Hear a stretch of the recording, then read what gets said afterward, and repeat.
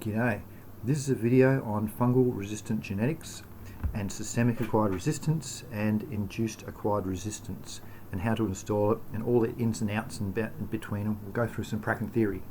So water activity in the middle.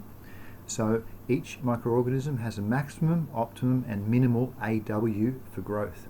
Bacteria is above 91%, yeasts are above 88 and mould is above 80.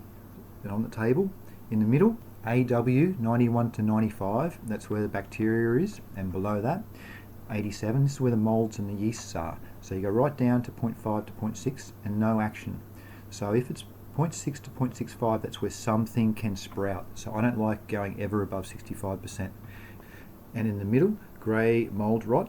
So the genus is Botrytis and the species is Cinnaria, and grey coloured mycelium of mould is visible rotting. And this shows up the top left that yeast, difference between yeast and mould. So yeast is very flat and mould on the right has hyphae. And they all are fungi, they're all in the same family. So we'll get back to it, show you a bit of Pracken, and we'll get back to some more afterwards. It's pretty cool. Sprouting your four plants.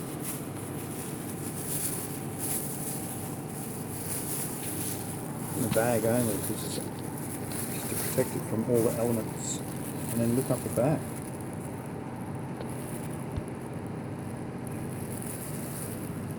Whoa! All that fungus growing.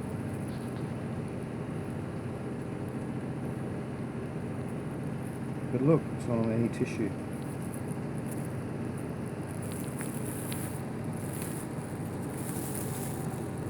The bag's wet as at the top.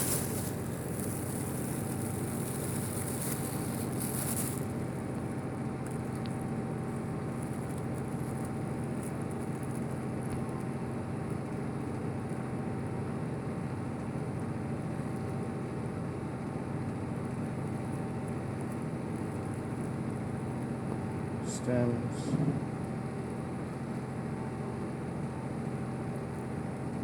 Perfect.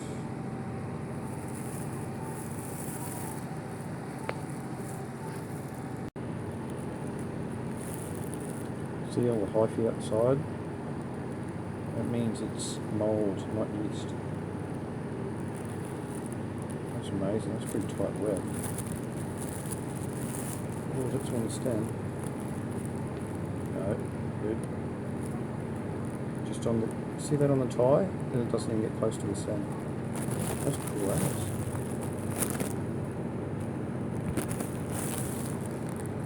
And there might be some of that dead tissue. Gotta watch out for the dead tissue. Focus. Yep, see on the edge of the dead tissue? That's a good photo. See how they go round, little dots? That's the endospores, the fungus seeds.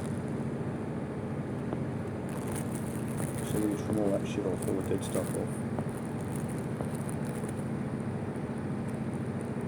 And on there, yeah. Very cool. Perfect.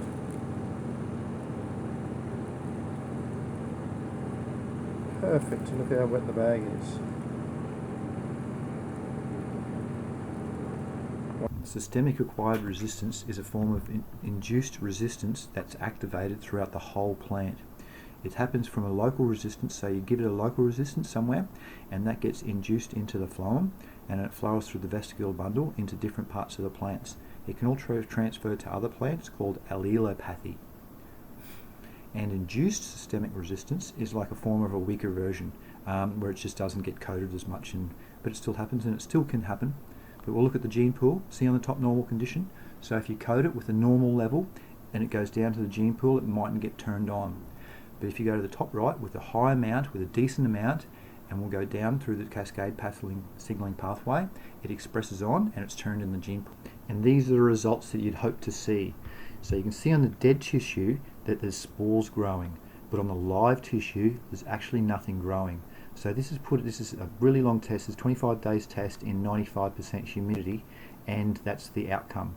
So you could definitely say that the progeny has the the resistance in it as well that was put into the parent. So this definitely worked. And this shows the cascade signaling pathway, where on the top left it goes through its biosynthesis in its plastid, and it goes into the peroxisome, it gets metabolized there, goes down to signaling, and now see in the bottom right, next to the Ninja gene, that signal wasn't turned on. The wrong pathway was initiated. We're down on the bottom, the MED25 gene initiated the receptor, the MICE2 receptor, and it was turned on. MAMPS, microbe-associated general molecular patterns. They're the patterns that plants have to recognize some different types of bacteria. For instance, the FLG22 gene, that's for receiving of the flagellum of the bacteria. So if the bacteria comes in with its little tail behind it, its mobility thing, and the plant can actually turn on the FLG22 gene from that.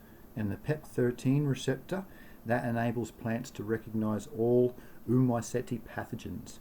And we know in cannabis Umiceti pathogens very, very well. Pathium, Botrytis, Fusarium, oof, yuck. And this is to identify it. So see the white looking speckledy shit? That's the spores that's there. Yuck. Yes. Then this is a better example. See how this looks like pollen? Like it's just pollen. So if you see pollen, look a bit closer. And if you see these round ball looking things, that's them laying dormant. They're waiting for the right moisture and then they're going to sprout. So above 65, 70, bang, it's on. And if you have a UV torch, get it out, and that shows up as white under the UV torch for your PM.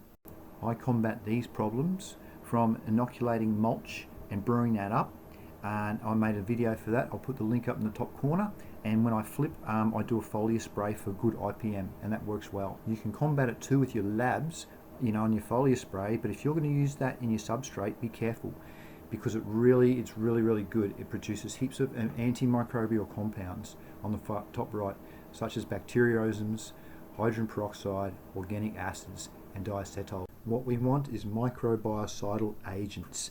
That means they're going to kill them good, or like all that stuff. So top left, third line down, UV radiations are microbiocidal due to its capability of damaging the DNA by introducing dimers to the nitrogen-based thymine. Cool.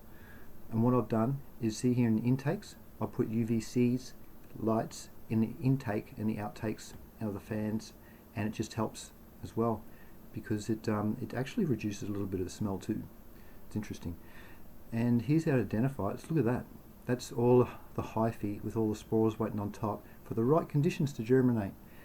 And that's that leaf that's a good separation for it, zoomed right in. It's really good. You can see just how it's going further actually. Oh, yep, cool. Yeah, it's a shame it's not in focus, but you can see the separation line there where there's just nothing. And here's some bud. Look at that on the right hand side, it's grey, so it's Botrytis. Uh-oh. But on the main thing, at least look, it didn't get in any of that's only on the dead tissue. So there was nothing on the live tissue, proving that the genes are perfect and they work fine. Mold resistant genes, install them, good stuff. Happy breeding, happy growing everybody. Thank you, bye.